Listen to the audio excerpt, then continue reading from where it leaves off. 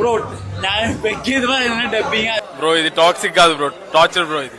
തിരുവോണത്തിന് പറ്റിയ പടമല്ല സത്യം പറഞ്ഞ, ഇത് വേറെ പല കാര്യങ്ങൾക്ക്. ഓണത്തിന് നല്ലൊരു സിനിമ കാണാം എന്ന് കരുതി ഏറ്റവും കൂടുതൽ ആരാധകർ കാത്തിരുന്ന ഒരു സിനിമയായിരുന്നു യാഷിന്റെ ടോക്സിക്.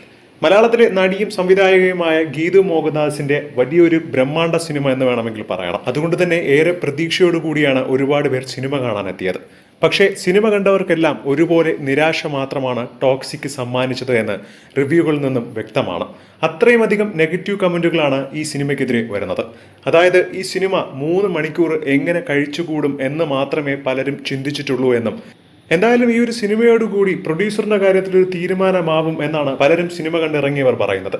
കാരണം അത്രയും മോശം സ്ക്രീൻ പ്ലേയും അത്രയും മോശം സ്റ്റോറിയും ഒക്കെയാണ് ഈ സിനിമയ്ക്കുള്ളത്. ഒരു ആക്ഷൻ സിനിമയിൽ പോയി ഇത്രയും അധികം ഉറങ്ങുന്നവരെ കണ്ടിട്ടില്ല എന്നും കമന്റ് ചെയ്യുന്നവരുണ്ട്.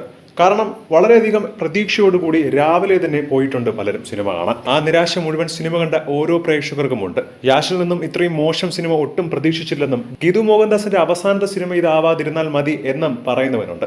എന്താണ് ഈ സിനിമ കണ്ടിട്ടുള്ള നിങ്ങളുടെ അഭിപ്രായം എന്ന് താഴെ മറക്കാതെ കമന്റ് ചെയ്യുക. ഒപ്പം ഈ വീഡിയോ മറക്കാതെ ലൈക്ക് ചെയ്ത് സബ്സ്ക്രൈബ് ചെയ്യുക.